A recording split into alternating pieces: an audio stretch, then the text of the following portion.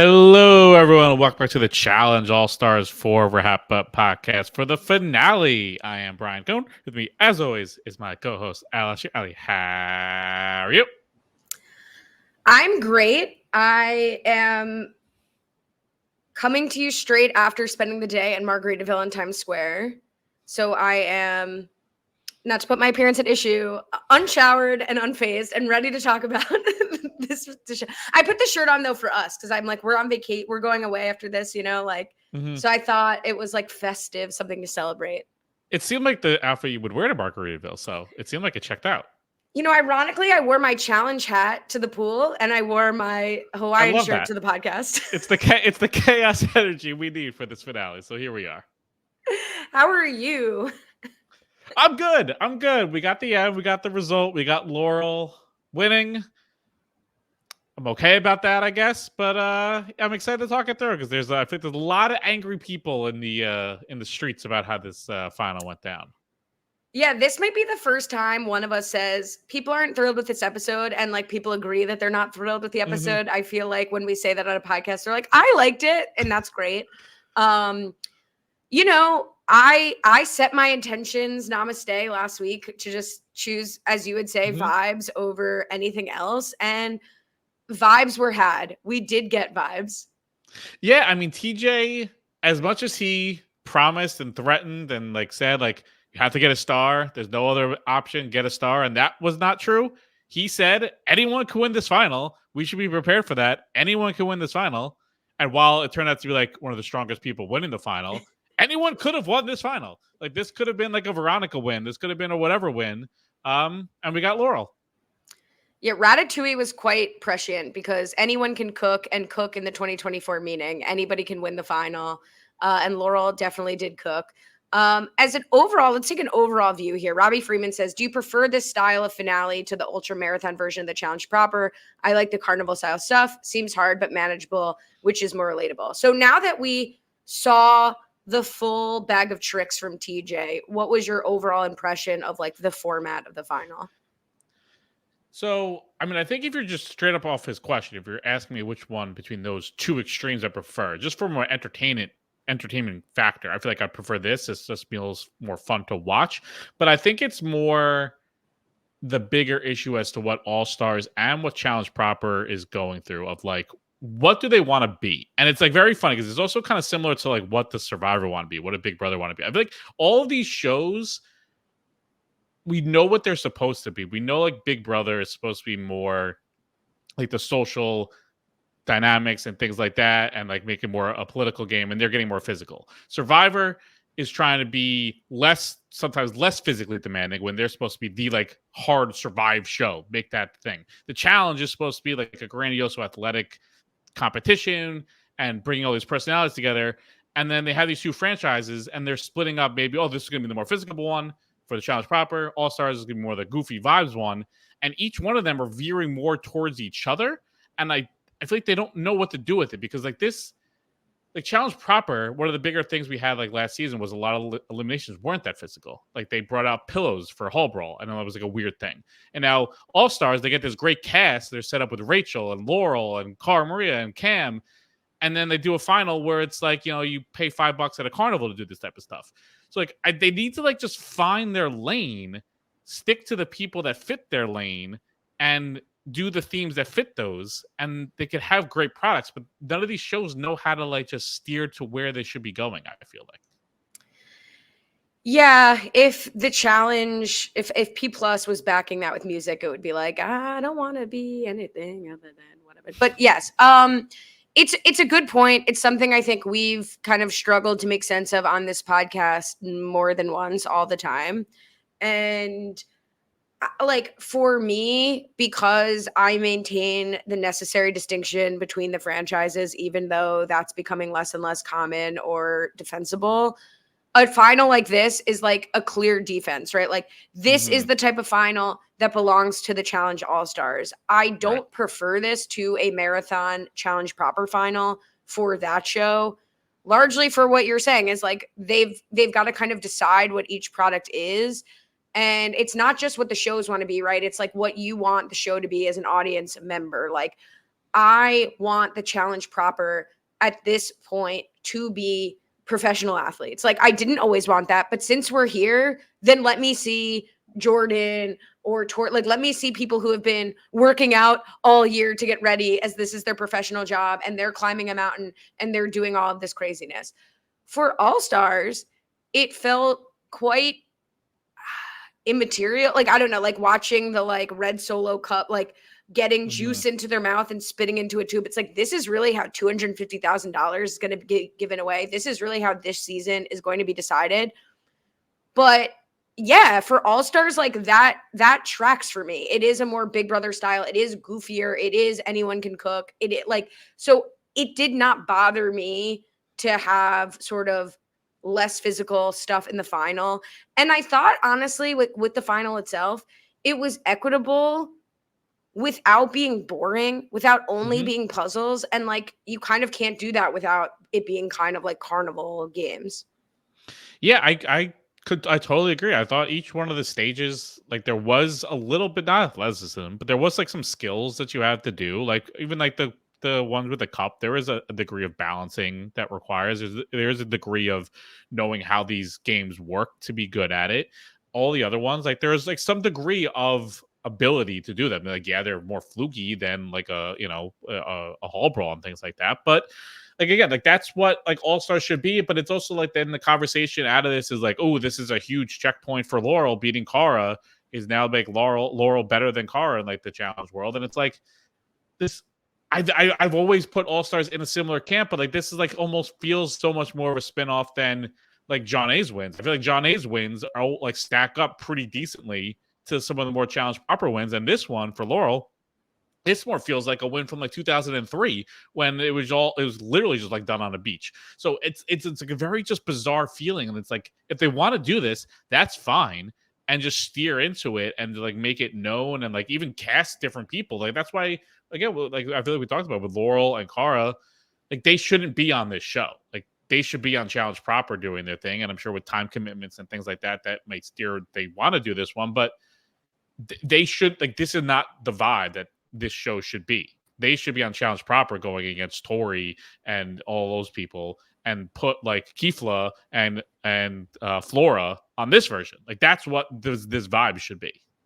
I don't mind a mix of newer old school and old school if those people are still eligible for the like I've sort of let go of, and I'm not saying you're saying this, but like I've let go of my own, like, if you're on All Stars, you need to be on All Stars, and if you're on the proper, you can be on the proper, but you can't like sway back and forth.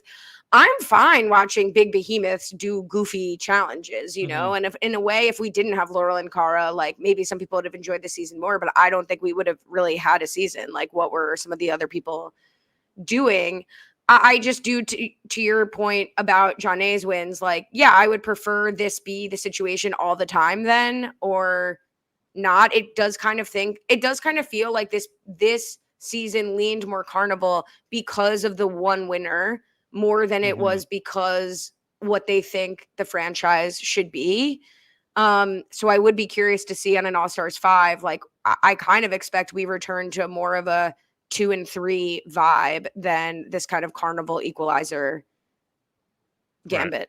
Yeah, I guess I could rephrase. Like I would say, don't put Laurel and Cara on, but if you're gonna put it on, then if you're gonna put them on, then we need to have a different conversation of like what this means for like the legacy of them on this show. Like it just the fan base needs to like come to an agreement basically of like, yeah, they're on this show, but it's it's pros versus Joes basically. It doesn't really like, we can enjoy them and we can see their dynamic, but this is not Laurel beating Cara in like a free agents season or something like that. Like it's a different thing that's happening.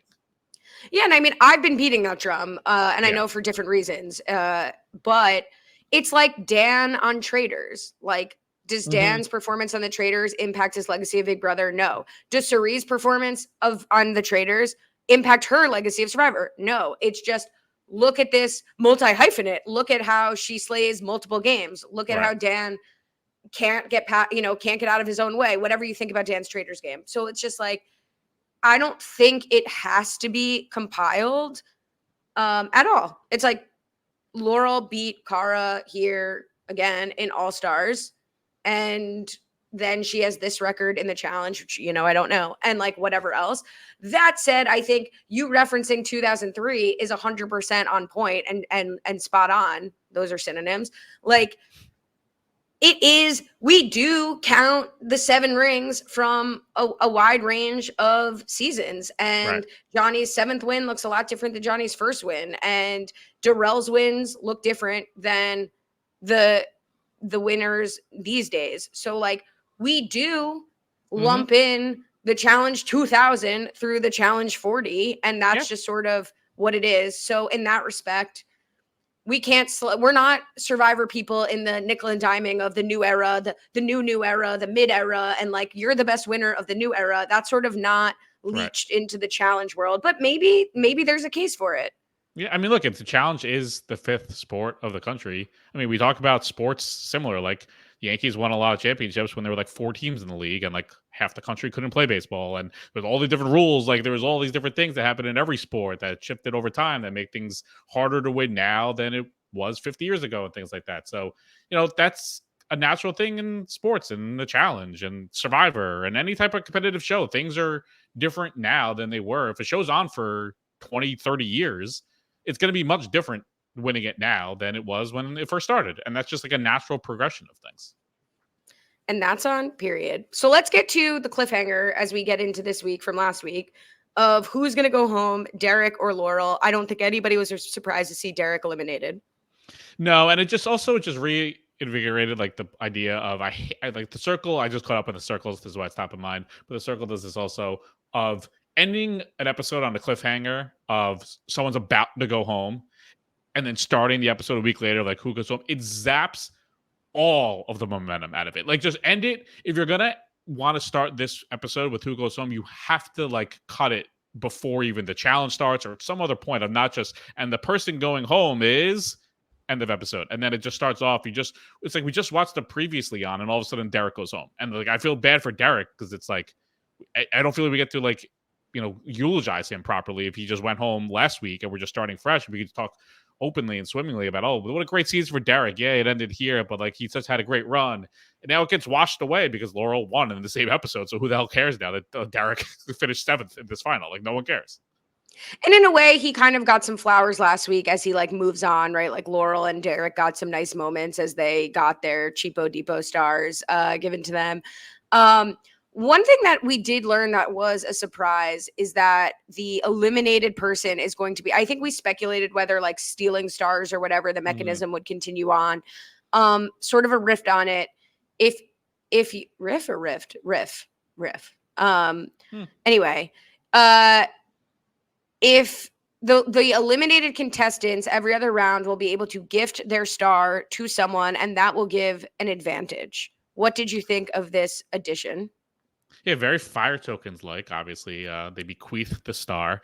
I didn't see it coming, honestly. I was very surprised when he was like, oh, gift your star, and it's going to be an advantage to the last day. I was like, oh, that's interesting. I think a lot of people hate it. I think that's like one of the biggest things I've seen online is people hate the fact that like, oh, it took Laurel 4 stars to even beat Cara. But I do think, as Laurel points out, it is interesting that Laurel's one of her big things through the years is like she's a very tough person to get along with. And it is kind of a fun dynamic that Laurel's personality kind of helped her win this season, because on top of Nicole's that would have kind of just happened for sure. She gets Derek, who had to be like a totally fresh bond that she formed through this season. I don't think they had much of a history before this. And then even gets Veronica's as well. Like that's a kudos for Laurel's social game. And that's like a very fun twist for the Laurel story that she's able to get her second win, not just because of her physicality, but because of her personality and, forming friendships. Yeah, as you said, the audience wasn't super on board. Chrissy Hub said, I really wish there were no advantages in the final leg, and we got to see how it would have gone on an equal playing field. But I agree, and it does fit the narrative they were saying all season where, Laurel was constantly lecturing us in the, I'm going to say it in the comments. Laurel was constantly lecturing us in the confessionals about how critical relationships are, and Cara doesn't understand because everyone hates her because I told everyone to hate her. And like, we always kind of thought that was about Nicole and her kind of like defending the relationship with Nicole, or at least I thought that. But here it bears fruit in all of these people giving her stars. One thing though, and not to diminish Laurel, I do think a lot of the motivation, like Josh Merkel wants to know if Derek gifting his star to Laurel, how much did Derek's decision depend on the fact that he and Laurel were the last two to win their stars together?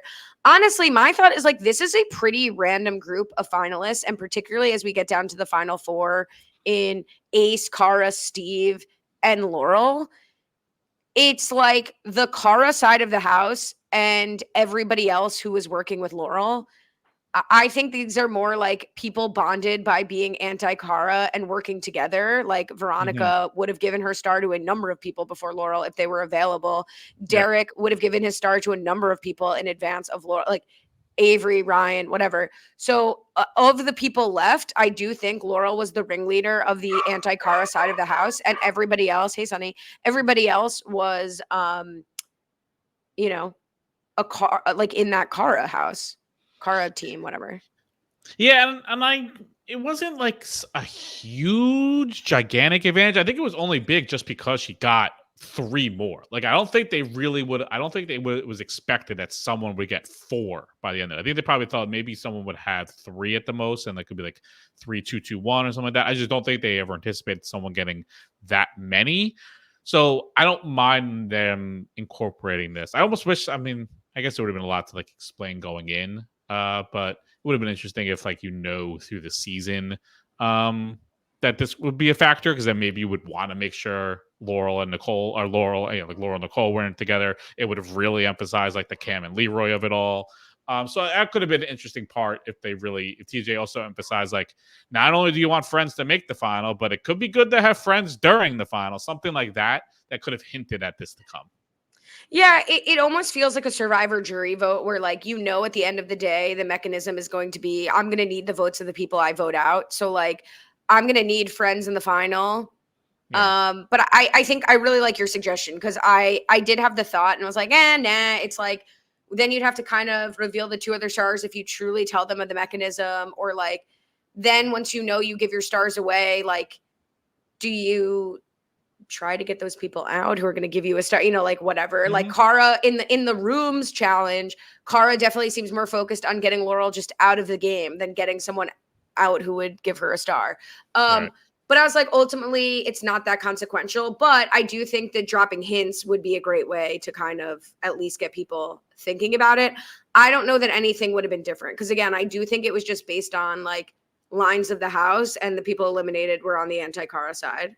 Yeah, and it's also not unprecedented for the Challenge All-Stars, because they kind of did this, I think it was last season, right? Where people didn't other people have advantages, like more things going into a final, but like I don't think they mattered nearly as much. Weren't they stars? There was something. So someone had like more things going into a final, and it was like clear, like, oh, this person. Oh, and also, well, no, there was like a whole thing of stars on your chest and like all stars, right, whatever, and like, yeah, it didn't matter at all.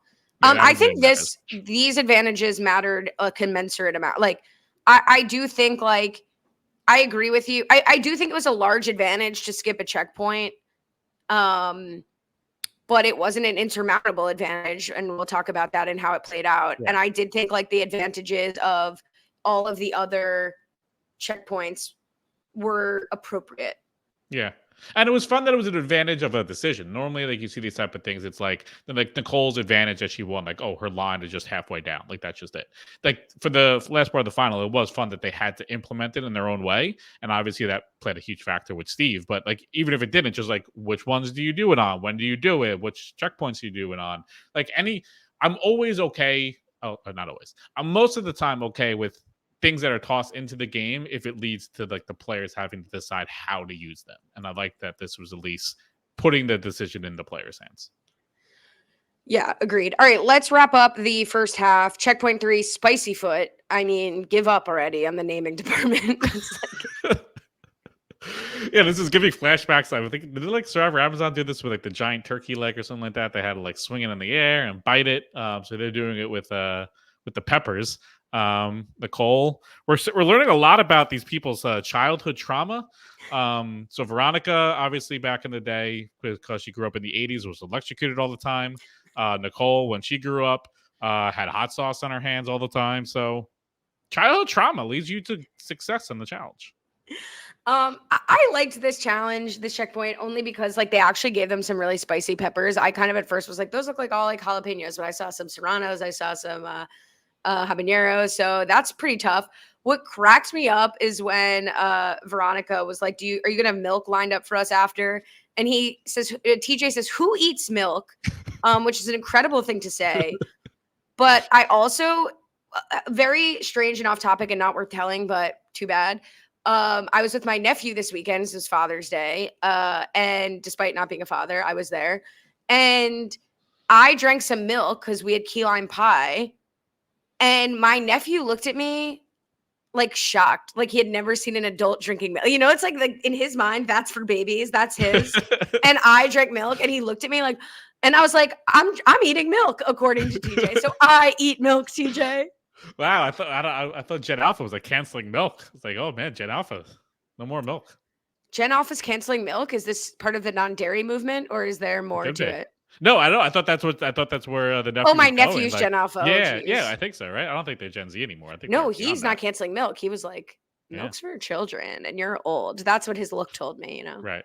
Like, he doesn't have that. I still enjoy a nice glass of milk with some cookies. I mean, that's the ultimate, right? That's so unsurprising. No, I agree. I mean, I enjoyed milk this very weekend. I did like Leroy also eating the pepper off the ground. Like that was a funny unintended consequence of spicy foot. Hey, you don't know when you're going to eat on the challenge, so sometimes you got to fuel up. So as you said, because Nicole's so used to her spicy fingernails, she wins. And then that gives her a checkpoint going into balance for survival. Again, just honestly, I love the energy. I love just vibes of like, what are we going to call this? Balance for survival? Okay.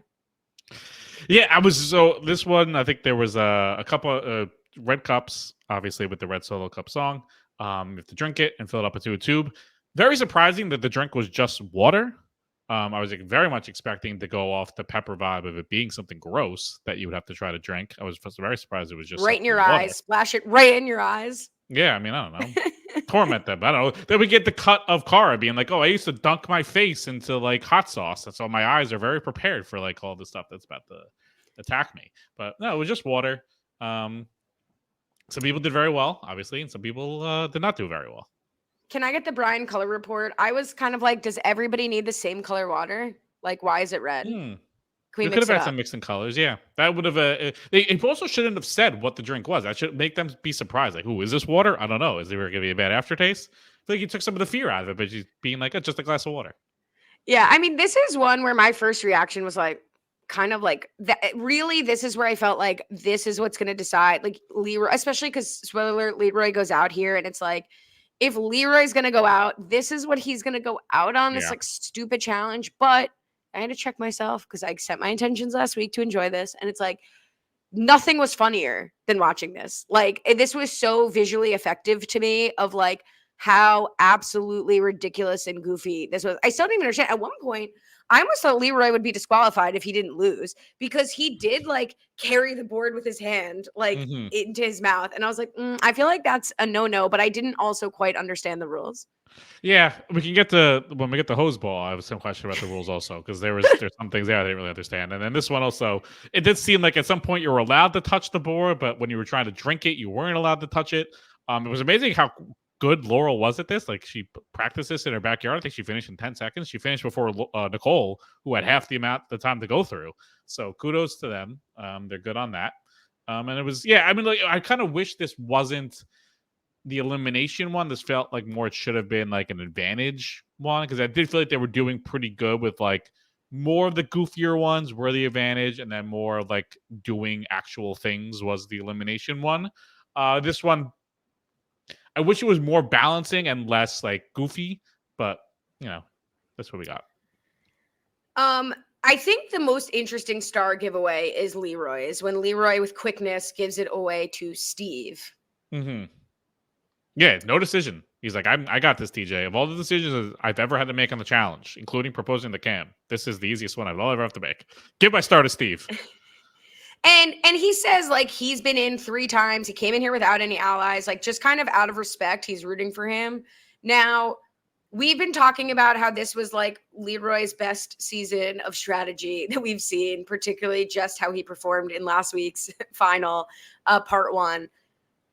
Should more strategy have been used here? Like, could he have given his star to Kara as kind of like, it's of no consequence to him now. He's going home. This is one of the only acts in the challenge you can ever truly do without it impacting you in this final. And like, would that have been a bit of goodwill, or would that have pissed Laurel off and Steve was like neutral? And this, I have no doubt that Leroy just did it because of exactly what he said. But like, could or should have he done something? Could or should he have done something else? Yeah, I mean, I think to give it to Kara, given like the Kara Cam all, I feel like that's like a risky play to the girl back home. You don't know how she's going to take that. I don't know if Cam would be too. I did it for us when we come back and Kara is there. Potentially, but also, like, is someone going to remember that? Like, you know, this like 3 years later, it's like, oh, Leroy, you know, he did give me that star. I don't know that they knew it wouldn't air for 3 years, but yes. But even still, even like, I don't know. I don't think people would necessarily. It also wasn't even like the last star. It wasn't like in the final. It was like in the middle of it all. Like, Steve might not even remember it by the time we get down to it at this point. So I think you could do it. I think that's like, you know, you're tossing a Hail Mary that this comes back around. I mean, for Adam's sake, I hope Steve forgets a lot of things from this season. Fair enough. All right, we find out in checkpoint 5 that the next checkpoint is going to be a double elimination. So pair up now. I thought these pairs were then going to continue into checkpoint 6 and be eliminated to get, like, you compete for the advantage together and you get eliminated together. I think I'm happy that didn't happen, but that's what I thought they were setting up. Yeah, I don't know. I didn't think that, but I probably should have thought that because I thought that would have been kind of unfair. Yeah, how dare you not think that? Yeah. But I also don't know why they necessarily had to pair up. I feel like they could have done this kind of individually anyway, if they wanted to. They could have just had like a men's heat and a women's heat for the advantage. What happened? I mean, let's talk about TJ Lavender just off the jump, and then we can talk about what this checkpoint even was.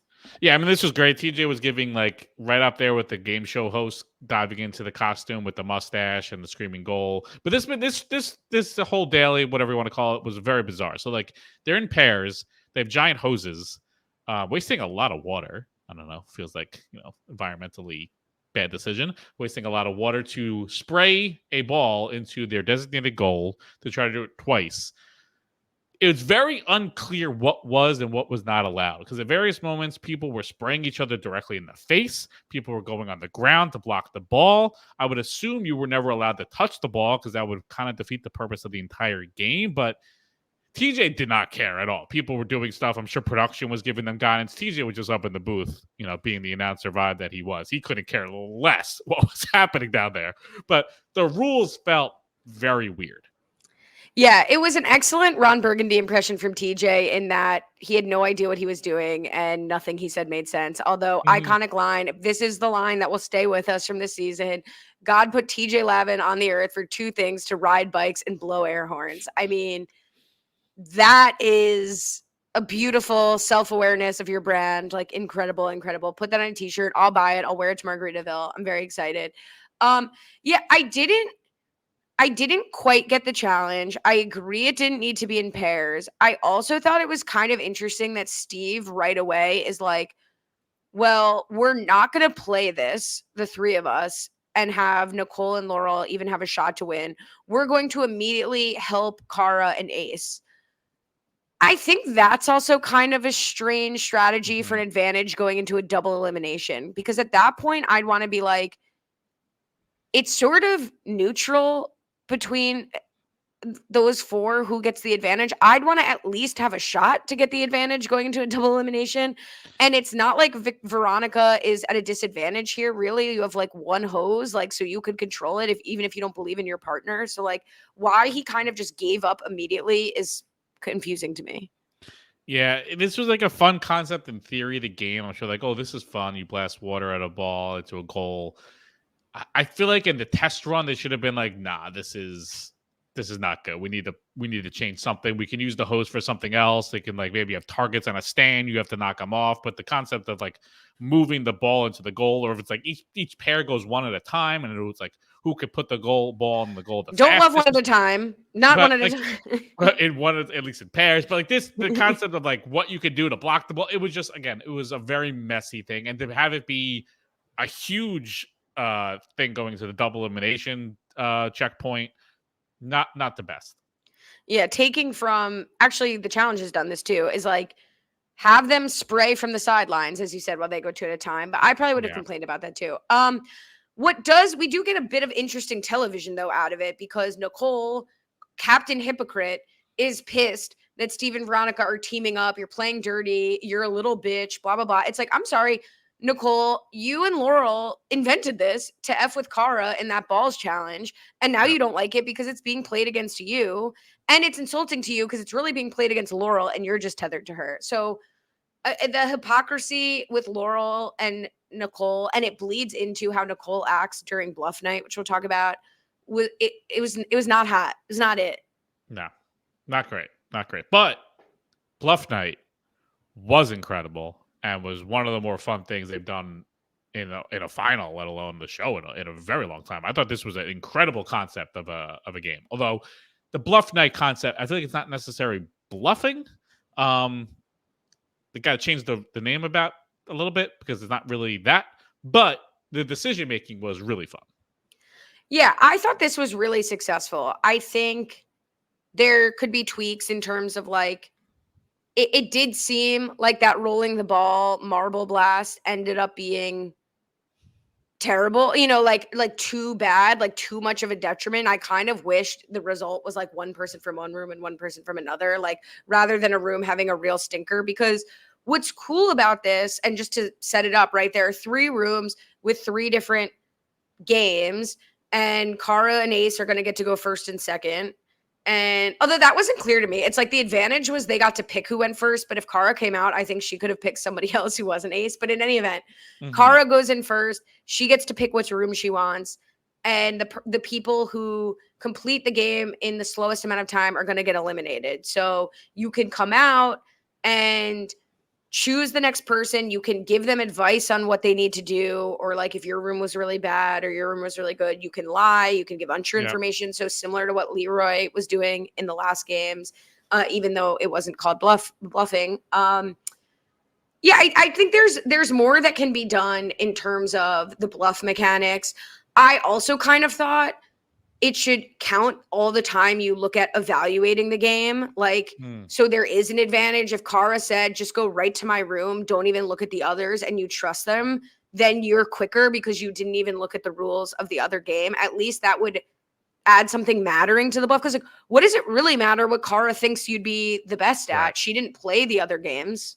Yeah, if this was like really Bluff Night, the concept would be like you saying how long you did it, and then they would be like, "Oh, I can beat that, or I can do whatever it is." That's more of what the Bluff Night concept would be. I also didn't like that the room that Cara and Ace did, there was like an element of stop and start with production of getting the fire on the hand, getting it off. I don't like when they do this sometimes in like a final where it's like you have to get to like, climbing down a mountain, and it's like based off how long production gets you to be hooked up properly. Like I'd rather, like the other two were just when you start, and then you finish. Like I don't like that there was an extra element of getting the fire glove off and on. I think they could have just done without that and just made that the thing. But it was fun.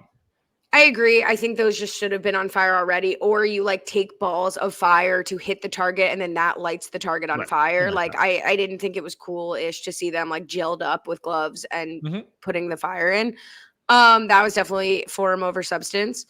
It did seem like for Veronica though, doing her, I'm assuming editing could have played a part, but it seemed like her first roll missed it by like a half an inch. Like she almost finished it in like 3 seconds, which would have been incredible. But yeah, obviously it played out that was the toughest.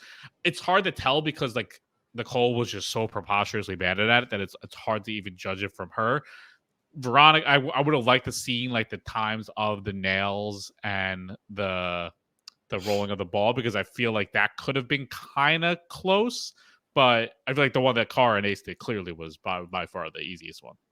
I think the rolling the ball should have been a table maze because it did feel more like Plinko or Big Brother in that it was like random. It's like you hope you line it up and you go, woo. Like it wasn't a skilled game in the way that the throwing the star at the fire targets were and nailing in was. Kudos to Veronica, who looked at that and was like, that's not a real hammer. Mm-hmm. Oh, like I didn't know genius. that. She's like, I Yeah. can't use this enough. Like, this isn't going to be good. And then everybody who did it was in like physical pain. Yeah. But yeah, I think we could have seen the time. That would have been great. It was I giving me thought, flashbacks okay, of Jordan. He didn't use I think we used like a sledgehammer, but he had like whatever the technique is to use just a the sledgehammer. leverage. Yeah, like he would have like crushed that one too. That's just Jordan. Yeah. So this is where Nicole, I think, didn't look great to me. Like, I loved Laurel sidling up to Cara and Steve talking about what happened. That was awesome. Fair play Yep. to her. Nicole acting like a baby that Cara wasn't telling her what the challenges were is insane. Same. It was but an episode ago or 2 episodes ago where you blasted Steve for even talking to Cara. Keep my Mm-hmm. name out of your mouth, no problem. I won't talk to you. And that includes when it would be advantageous to you for me to talk to you. Mm-hmm. She was also just earlier in this final screaming and making like the shock things was much worse than it is to try to mess with everyone. Also against Cara. So like it was great. Like Nicole came across so bad. Even just her decision making, like Nicole's game is like her being a physical player, and I could not believe she didn't do the nail it as opposed to rolling of the ball. That seemed like a wild decision that she thought she would be better at that than even if it was a toy nail, a toy hammer, she would have been better at that than rolling the ball down the hill. Yeah, and what's funny is like she comes out and says to Laurel, "We got the last 2 for a reason." And I like almost thought she was trying to make it look like she only had one choice, so she didn't like screw Laurel, but it was very puzzling to me. Josh Merkel said, "Does Nicole have any strategy whatsoever in this marble roll, or is she literally just tossing it right into the side of the wall?" Um, It was bad. it, it was surprising. The one thing that I thought was really successful in the like challenge design is the nails. You only had to do 3 nails, but they had about 10 set up. Mm-hmm. And so, Ace says right away, like, I'm not doing that because I'm a carpenter and I'm going to like ding those nails every which way. And I know how hard it is to get this into wood. Like, it did look like you could F up and have to go on to a next nail and run out of nails. Right. It didn't seem like anybody did. The 2 people who did it both got all 3 of those nails in. They didn't like switch to other nails. But I was like, why do we need 10 nails if it's so Mhm. easy? Like, that would have intimidated me. Yeah, I also wonder if the part that maybe impacted Nicole's decision, they kind of didn't really highlight it, but they were all there for a long time. Like I think it was at least they gave a timestamp of it being 2 a.m. and that was like seemingly in the middle of it. So maybe it was like 3, 4 a.m. by the time they were done. So maybe they like fatigue and tiredness just set in on Nicole, and she was like, maybe I'm just like so tired I can't even use my arms and I just need to like roll the ball. Because normally they really love to highlight how late it is and things like that. They only kind of highlighted briefly with the timestamp. And Veronica, I thought Veronica was going to quit at one point. She's like, I'm here for so long. I'm so tired. I'm like, Veronica, you're not about to quit this final out of tiredness, are you? But I thought they would have, shown that a little bit more, even of like how late it really was. No, it's a good point because when they did do the 2 a.m. timestamp, it was a shock to me. And I hadn't been Yeah. thinking about the passage of time in that way. But Laurel, not deterred, comes in. When I'm angry, that's when I perform. And then she's got this like my nephew's hammer, and it's like ding, ding, ding, ding, ding, ding, ding. It was amazing. And then she did it in a very intimidating way. She's like, oh my God, like she really would just crush you with that hammer. 100%. Both Marvel girlies go home. Goodbye to Veronica and Nicole, as we said. To me, no big loss there for the like. I was getting tired of Nicole's shtick at that point. Yeah. I also thought the TJ was probably tired because he usually has more of like a build up to like who goes home. He was just like, Nicole and Veronica, you're gone. Go home. You gotta It's go. like, oh, okay. All right. I thought there'd be more like and the 2 slowest were, but it was like, no, just Nicole and Veronica. Bye. Totally. And then Nicole, unsurprisingly, gives her start at Laurel. Veronica gives her start at Laurel also. Did this surprise you? Yeah, I don't know. I kind of thought she might give it to Steve also, just to level the playing field a little bit amongst everyone. Also, they have that old school connection. I feel like they there's a little bit of an extra bond there. So that was surprising that Veronica would double dip onto Laurel, especially again because Laurel already had 3 at the time. Why not give Steve a better fighting chance? Like I didn't think she would give it to Ace like at all, or even Cara. So I thought she would give it to Steve and just be like, all right, Steve and Laurel, you guys go battle it out. Hope one of you guys win. I was surprised by that. Yeah, I was surprised too, especially like it was hard for me to keep track of where Veronica was at socially once like Rachel and Tina left, but Veronica did not have the best relationship with Laurel when Tina was in the house, because you remember that like botched job trying to not threaten Laurel. But maybe she just got like pulled in under her wing again in the anti-Cara brigade. But yeah, I definitely thought that was strange. I also think it was strange to play Back at One by Brian McKnight, but I loved it. Like I was living for that. I didn't think it really, I don't know if it was like Laurel and Nicole parting or something that was romantic to play Back at One, but I won't complain. No, I guess I just complained, but I didn't intend to complain. They didn't even complain also about the cargo nets. Apparently, they were all saying, "Oh, this is actually pretty comfortable." Okay, which is fine. I don't need them to be sleeping uncomfortably. That does nothing for me. Does nothing for the show. Give them a real bed then if you're going to make them do that. I don't know. Yeah, and then we go into the next day, the final portion. Before that though, we get, of all the Ace confessionals. I was getting to that. Okay, all right, thank God, because this felt not only out of place for what he said, but just out of place for the show. This more felt like it should have been in the first part of the final, in the first like 10 minutes, when everyone's talking about how they want to open up, their gyms or start their like protein powder brand and things like that. No, Ace, from the Native Americans, there's a magical stream. Jacob usually watches over it. Man in Black wants to put it out, but he wants to sell this to the world, save all of humanity. That's what he wants to do with the win.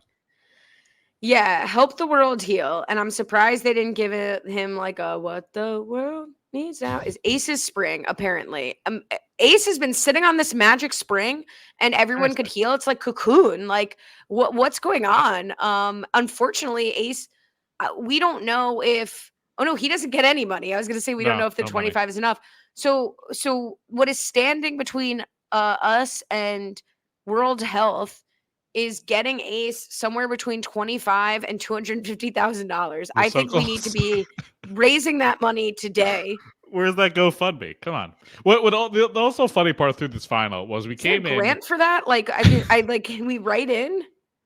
We came into this final, obviously, like the one winner getting 200,000, and then it was 50K split amongst everyone else. At first, we thought, wow, 7 people are going to split like 50K, and then it's like, oh, we're going to get down to 4. It's like, okay, 3 people are going to split 50K. Nope, 2 people are going to split. Like all of a sudden, it just kept getting more and more for the people who are allowed to cross the final. I thought by the time we're done, it was just going to be like no one else, and the winner is just actually going to take home the full 250K. That was going to be it. It was like so funny to see the prize pool for other people like just continually grow.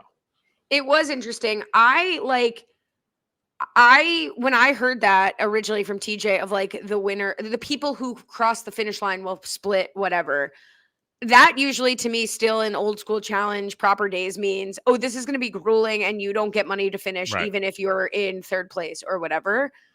No, they are going to forcibly remove you, which I liked. I thought it was a more meaningful prize than 10 grand, though I would accept 10 grand right now. So don't get it twisted. Totally.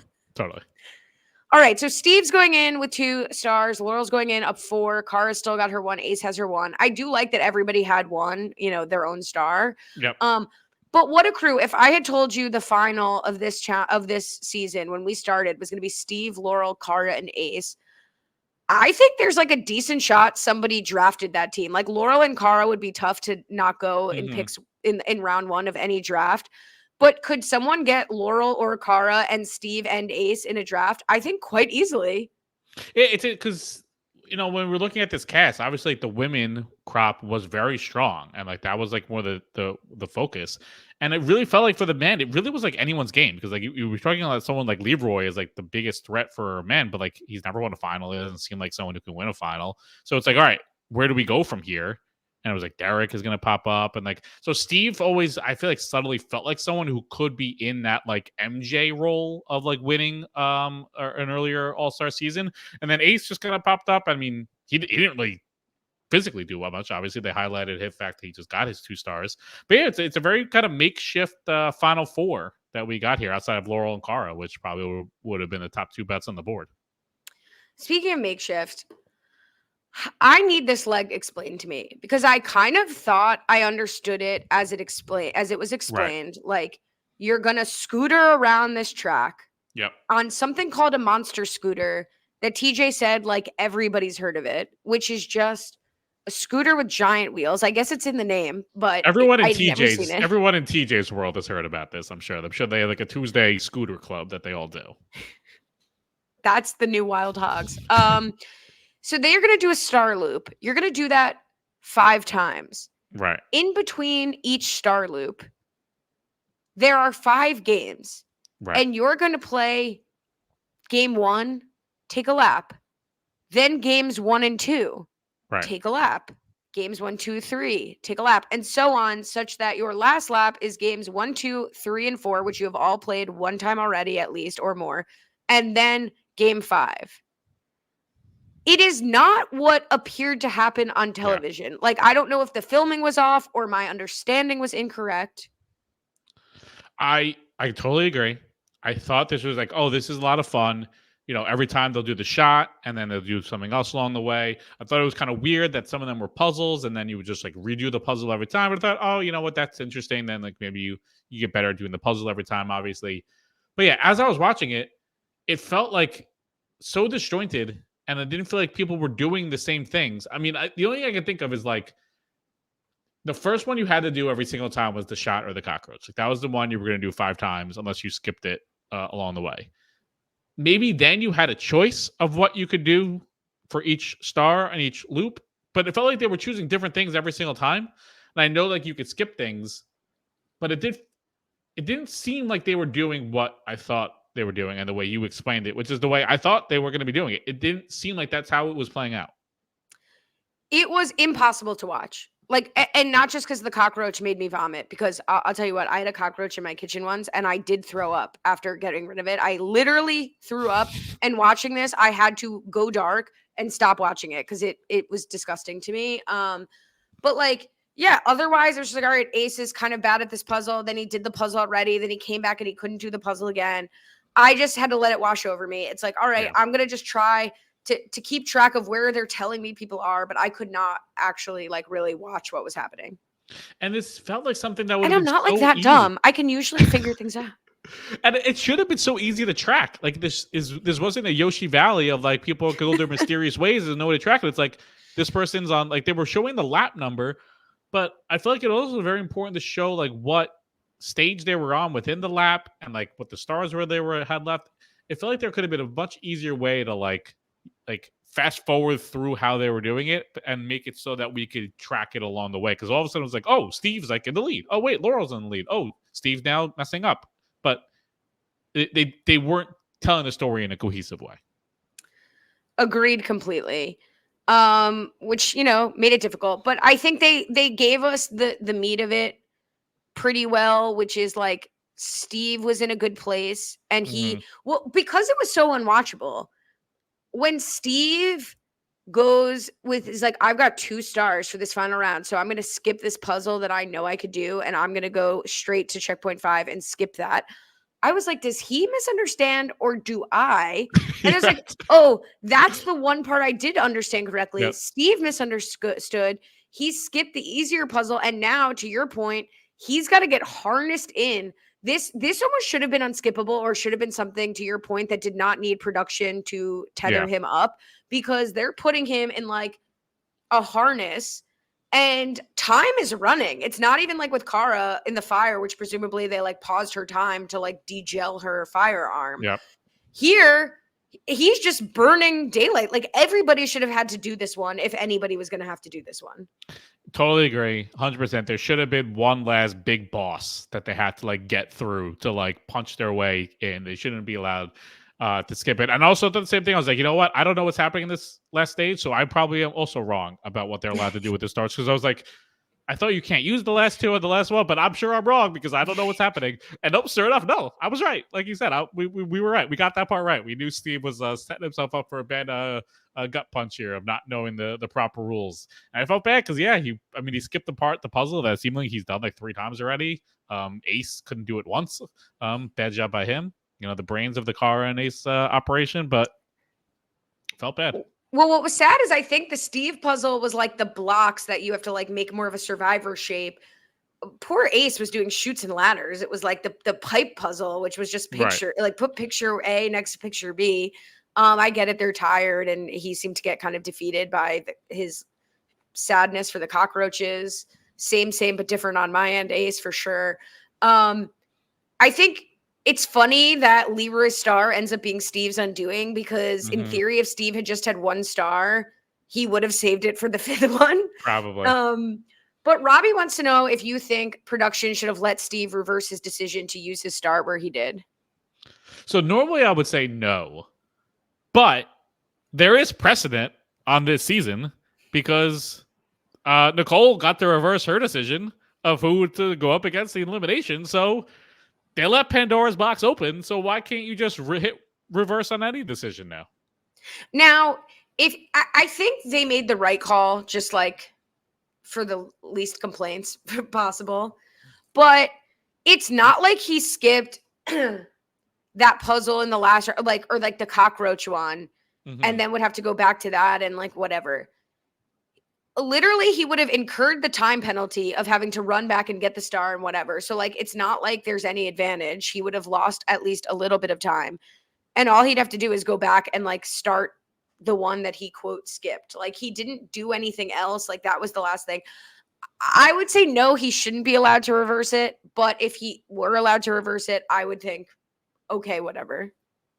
It is interesting, like in all seriousness, because like in like Survivor, if you're doing a challenge and you're like doing something wrong, like following the rules wrong, I feel like Probst would like correct you and be like, you're not allowed to do that, or you can't do that, or you shouldn't be doing that. Like, I almost wonder if like Steve, like they should have been reminding him through it. Like, remember, you can only use your star once. Like, I don't know how often like during these things they remind them of the rules, because it is like a weird thing of like, I feel like we kind of go back to way back when Nicole like ran the wrong way in like a final. Natalie, yeah, Natalie. It's like, should production have like stopped her? Like, should they have been like, you go that way? Like, I don't know. It's like a weird gray area that like I feel like seemingly is more black and white, but honestly, I don't know. I feel like maybe production should be giving them extra, like reminders, because some of these rules are like complicated. There's like many different rules, and they overcomplicate these things.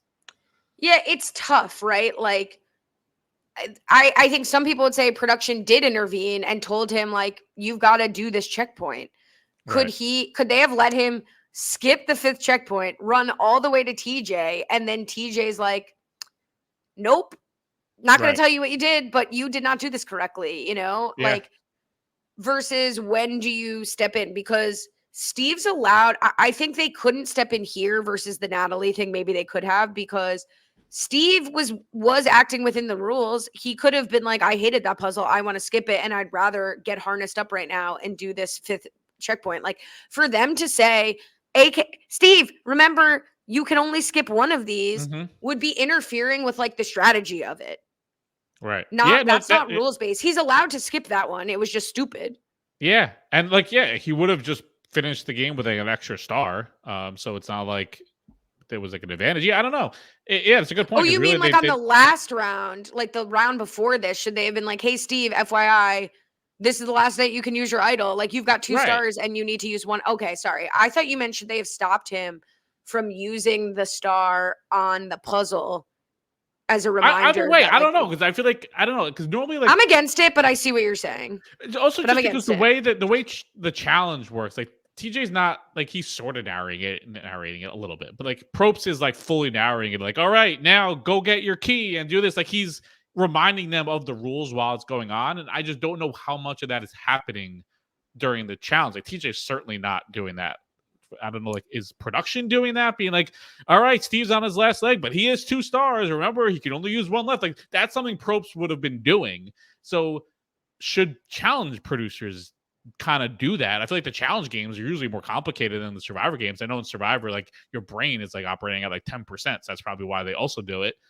But that also is like production getting involved, reminding them. I don't know. It's like a weird, like, normally, like, it seems like, again, like, it seems like a black and white thing, but like, there is like a weird gray area to it.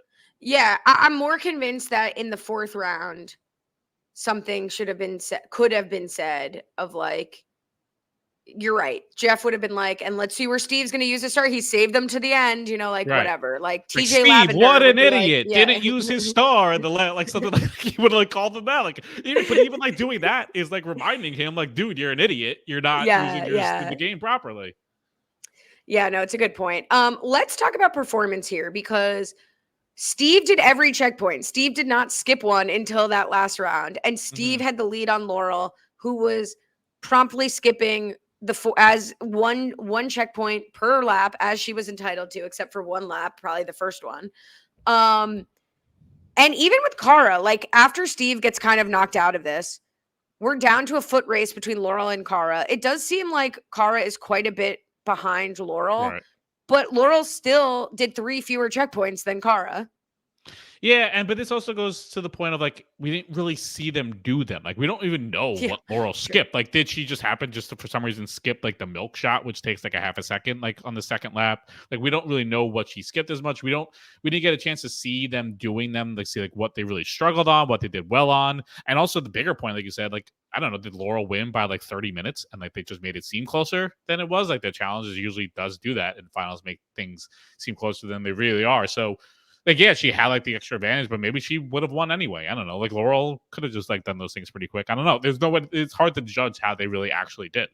No, the Steve one I think is the reliable one because Yes. that's where we saw them both together. So I agree. The Cara, like Laurel of it all, unclear.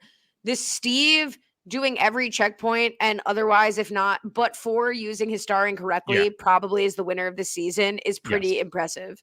Yes. It seemed like Steve was in the lead up to like, even if he was not even discarding that he could use both stars. Like if he was in the lead of skipping the last one and just doing the puzzle, I think, yeah, he wins the season. But Laurel wins. TJ very happy for her at the end of the final, and he just screams debt free, like we know what he's talking about. And we later find out, maybe we knew this season, that Laurel is gonna now pay off her debt for veterinary school. So very exciting for her. Good for her. Good for her. Let's talk about Laurel being excited. Cara finishes, and we didn't talk about this, but there's a bit of a discussion earlier in the final where Cara is kind of saying, like, Laurel came for me in Cutthroat, called me JV, like a classic moment. You're not ready for a final. And now Laurel screaming, like, hell yeah, Cara, top 2, baby, top 2. We need to be partners again. Let's be rivals. This time it's varsity, baby. Yeah. First, I'll get to the Laurel thing after, but the Cara thing also, this is also where she annoys me, where she tries to like build up the narrative that she is overlooked from her like physical ability standpoint still. Like that is, maybe I'm projecting this on the other people, but I don't think anyone at this point discounts Cara as a super athletic, major threat person that's like varsity, super varsity level competitor. Like that is not at all where the Cara hate or the Cara ostracization or Cara, like people weren't working with Cara because they didn't think she was a JV player this season. Like people didn't want to work with her because they didn't like her. Like that's more what it is. And like her building up again, like, yeah, I've always had this feeling that people think I'm a JV player. I feel like reinforces the hate that people have to her and like keeps the ball rolling of why people don't want to work with her, because that's just not what it is, and like continues the lack of self-awareness that I think a lot of people have with Cara. So that was the first thing that really bothered me. But then also Laurel, I feel like if this was reversed and Cara was chanting to Laurel, second place, girl, this is so great. Laurel would have ripped her head off, and in the confessionals be like, I am so pissed. This is bullshit. Especially if Cara was the one who had the 3 extra stars. Laurel would have been on the tweet brigade about how this is unfair. I would have won if there was no extra advantages, if there were no extra stars, and it would have been a monumental turn of events or turn of fate of how this would have been spun. And if I was Cara, I would have been so irate with how Laurel was acting of like, oh yeah, we're top 2. This is so fun. Go girls. We're the best of friends. Think on all these people. It's like, shut up and leave me alone. Same page as the listeners. Caitlin Glancy, question for the pod. Do you think Laurel would have been as gracious as Cara if they saw placements? Hell no. Hell no. Everything Bride said, totally agree. I mean, it was a little bit of a heartwarming moment to have, kind of from where this came from, have Laurel greet her with this, like, we're top 2, Cara, like cheering for her, like, hell yeah, Cara. But maybe if they had worked together, like if it were Nicole finishing and that's like the attitude, but like it was so fake. You were her foil at every turn. You were constantly talking shit about her. That ain't it. Didn't love it. Never loved you. Steve, though, third place finish. I also did not appreciate Laurel. Yeah, 25 grand. Like, clearly she had been there a long time because she had plenty of time to rest and recover. Yeah, and I mean, like, I feel bad for Steve. Like, just as I feel like John A should be a 3-time All-Stars back-to-back-to-back champ, single champs suck. It's so stupid. It's ridiculous. Steve and Laurel should just be the champs of this season. This season, there's no reason why we had to have a one winner. This could have been 2 winners, one gender, like man, woman, woman. Like, it could have been it. The way this final played out, there was no like randomness of the like. It could have just played out like that, and I hate it. Just 2 winners. We don't love it. There was a second winner, and that Ace got to free the cockroaches. Yes, so good for him. Maybe that was the one you found in your apartment. It was a long time ago. Well, actually, shout out to Laurel, though, as much as we just dogged her, you dogged her, and I agreed. It's 8 seasons, 2 wins. We'll decide how we feel about where this fits into that. But she had an absolutely great freaking season. Like, not so fun to watch because we all know where the Nicole of it all like shakes out. But let's say this aired promptly after it was in the can. Like, she reconnects with her old flame. She absolutely dominates the social game in the house. She absolutely dominates the athletic competition, or like the challenges, the dailies, as she inflates her stats to like 5 or 6 out of 11, whatever we talked about last time. She did great in the dailies. She took calculated risks that paid off. She had friends give her stars, which is, as you pointed out earlier, not the normal Laurel game. Yep. And she won the final. Like, it's kind of, besides the fact that Steve very close to beating her, she has a pretty unclockable game this season. Yeah, but she was undoubtedly the star of the season. Like, her and Cara were the co-stars, and then Laurel comes out on top, so she gets the billing of top star in a season of All Stars. So it's also kind of crazy that this is only her second win. It feels like when she said that, I was like, that can't be right. No, she must be talking like an individual win, only like second individual. It's like, it's kind of weird that this is only the second time she's actually won this show before. It feels like this is like her 5th at this point. But it's also like, it's a weird season to judge. And I feel like production, I'm sure they're happy that Laurel won, but I'm sure they're not like super thrilled that she got her star like at the end and like live up to the billing of like earning the star through the season. I'm sure it's not. I'm sure they have to know like the way this played out. It's like, oh, the fans are going to be pissed that like Laurel got the extra star and then won. I'm sure they're not overly happy about that. It does explain, her going on to win explains why we got those weird anti-production confessionals of like, well, thank God I lost this because now I can rest for the more important challenge. Thank God I was right about not going in. Like, I think we talk about a winner's edit or not winner's edit. I don't think those are in unless Laurel wins, because at least they're like trying to get you to be like, this was strategy, not stupid, like, but who knows?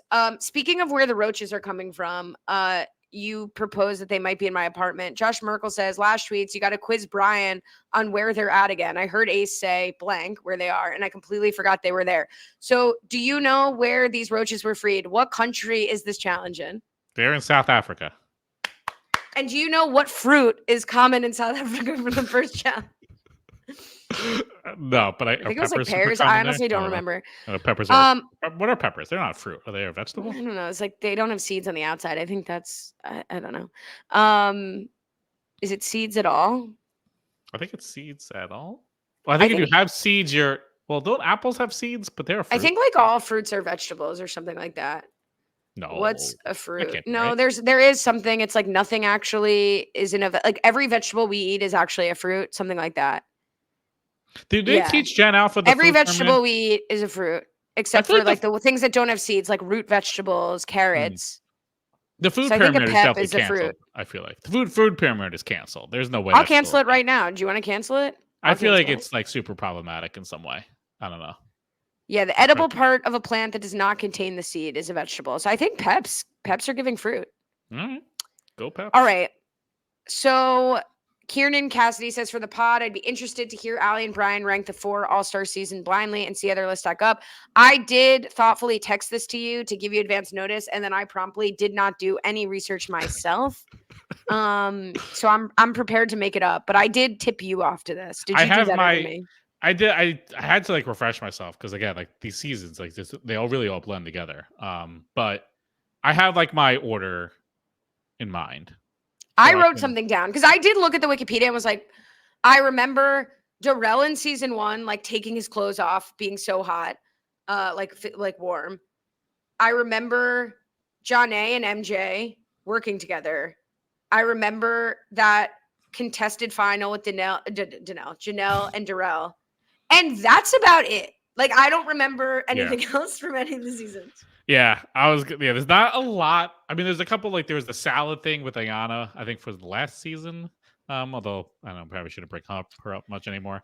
But that was a fun moment. But that's really it. So what's your list? And I'll see if it matches my made up list. So my order is 1, 3, 4, 2. 1. I just feel like usually the first season of all these shows is like there's like a special fondness to it, and there was such a cool moment of like I feel like Mark Long has talked about this show happening for like a decade. So like the first time it actually happened was like kind of fun to have that be the first one.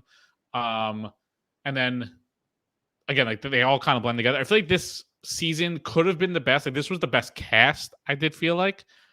But again, to my original point, I feel like they didn't really know what they wanted to do with it. They were kind of torn in the middle of like making it challenge proper, but challenge goofiness and a little bit of both. So this could have been higher.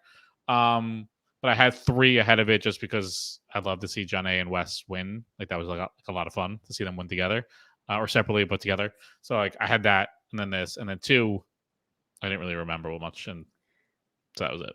So that's so funny. I put 2 because it was the one I remembered the most. I remembered the least about 3, so I put it second to last. I did 2, 1.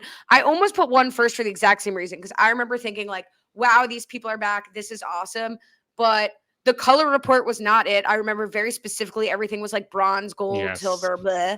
And then everybody was like doing house meetings and being like, I'll go in. I was the captain, or like, oh, I should have done better. So I was tempted to put 1 first, but I had to bump it down. And then I put 3 because I remembered I did not recall Wes and John A winning anything together. Like that is like a season that would be wild to listen to me talk about because I cannot simply recall a single detail. And then I put 4 last. Yeah. I don't think they won together. They won separately. Like they were whatever. Like both win, like meaning that they both won a season. Right. I think, but that might be wrong. Just my memory is fuzzy. I put 4 last. I'd have to like sit on it more. I really enjoyed the first half of the season for sure. Mm-hmm. And I think each episode I enjoyed, but as a season overall, we didn't get to see a lot of other people's storylines. There are a lot of people I would have liked to see more from. We saw a lot of energy be sucked out of the room with Cara and Laurel and Nicole, and I understand why. So I'd be interested in All Stars 5 to see if our lists evolve at all as we're further away from the season and seeing what sticks out. But for me now, I still liked the season. Like I'm rating 4 very good products, but right now this is towards the end for me. It's fair.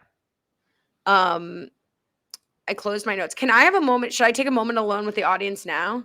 I could play off the last song of the season. Song? Okay. Let's do the last song, and then I guess I'm taking out my headphones. May I have a moment of alone with the audience? Yeah, but nice celebration of Laurel here. So we got champion Laurel in the mix. Here we go. All Stars 4 is over now. Laurel took the final bow. Derek, Veronica, Nicole stayed near. Built her up with love and cheer. Kara, Steve, they tried their best, but couldn't pass the final test. Laurel, she just soared so high, reached the top and touched the sky. She's the champion standing tall. Friendships carried through it all. Some friendships. Laurel shines the brightest star. In our hearts, she's never far.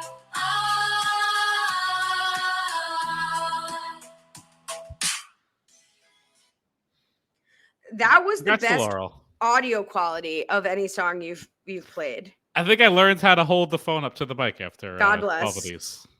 Okay, let me explain why I need a moment alone with the audience, and then you can Okay, come back. please. So I can't keep a secret. Like I could keep like a juicy secret, but if I get something for someone, I buy my mom tickets to something, I can't hold it. I'm like, I got you a present. Like this is it. So I at least over a month ago, 2 months ago, I ordered a gift for us, Brian. Because I'm not gonna not get it for myself. It's really cool to celebrate our 10 years here. And Mhm. I am seeing the great Emily and Brian Cohen. But I was hoping to give this to you, and then we would show it on the podcast. But we won't have a podcast for quite a long time. Mhm. Podcast. Why am I saying that? Podcast. And so I'd like to show the audience without showing you. So if I could have a moment alone without your headphones, so I can explain it and show it to the I guess you need audience. to look away too, right? Because I guess this is a You've got to visual look thing. away. You've got to take your phones out. So how do I know when to come back, or should I just never come back? Is it just me No, say goodbye? I'll text you. I'll text you. All right. I'm taking out my headphones, Okay. and then But like, are they going to disconnect now? Can you hear me? I don't know if you could hear me. Okay. So I got custom glasses made because like drunk aunt, like whatever. And oh, my blurred background. Okay. I meant to put liquid in, but I forgot because I have just come back from the beach. Shit. This is not working. Okay. This one you can see perfectly. So it's the logo of the podcast etched into glass. Let me turn my blurred background off. This is really for the girlfriends because the girlies out there, the listeners, I'm going to turn my blurred background off. Even though you can see my messy background. Okay, sorry about my weird lamps. So there's one. And then this is the beautiful one. This is TJ laughing at trivia. And I'm so proud of how this turned out, as though I crafted it myself. So cheers to us. Cheers to the listeners. What a season. Brian, come back. Can you see me? Oh no. Ugh, I have to call him. Call Brian Cohen. What a season. What a fun first season in the Facebook group. And what a great celebration of 10 years. And we're coming back for 40. And we're so excited. And I am dialing him. Come back. Okay, come back. I had to turn my blur off, so I'm vulnerable. Okay, I'm back. Okay, you see, I had to unblur my background, and I'm vulnerable. So that was exciting. It's just me and the listeners I know chit-chatting. you're putting a lot of trust in me too that I'm not going to watch the YouTube, but I won't. I'm not going to. I have never known something to be true more in my life than you will forget this happened in 10 seconds. You will absolutely not go watch the YouTube, and I'm not worried about it. And you're welcome to do that. I'm excited. I can't wait to see what it is. Oh my god, this is so exciting. So with that, I mean, we're closing out our 10 years, 25 seasons. Was that the count you did? I think so. I think that's what think that's right. Yeah, including like Are You the One? I think it was 25 seasons. So I think Challenge 40. What was the rumored date? Like August 20th or something like that. So I guess we'll be back sort of around then. In between then, I was on the Mike Bloom's Survivor Off-Season Spectacular. It will be coming, I think, in like the next week or so. I did Survivor Gabon, so look out for that. I put 3 people from that season on the Survivor wish list. So whenever that comes out, I think it's like in a week to 10 days. Slay. Listen to that. You can also subscribe. Forgot. RobIsWebsite.com/challenge feed. Cohen Brian _ challenge wrap ups on TikTok. That's all I got. Yeah, don't follow me anywhere. Join us in the Facebook group. We'll be chit-chatting. Some of our best work in the Facebook group, and by ours, I mean the listeners, was in the in-between of last season to this season. So we'll be chit-chatting in there. Check out New Girl Old Guy, 2 episodes in a row. Working on a 3rd. Crushing it. I am, after this, jumping off right now to go on Pretty Good Friends, the podcast about friends with Alex Chester and Ob. So if you're listening to this, that's out. If you're listening to that, this is out. Synergy. And I'll also be on a Survivor podcast with Mike Bloom. Am I allowed to say which one? I don't think anyone cares. I don't know. I said mine. I'm doing some good. Well, you recorded it. It's coming up soon. Mine's in a while. Getting that good challenge crossover synergy. I'll be talking about millennials, Gen X. So, talking about Jay, talking about some Michaela. So, yeah, keep in touch, guys. Hags, have a great summer. We'll be back. Yeah, let's for a big season. keep the Facebook group popping in these next couple months. You know, we'll try to think of some things to pop, but keep it repping. I don't know. That was bad close, but that's it. Goodbye. We'll be back. Till then, have a good one.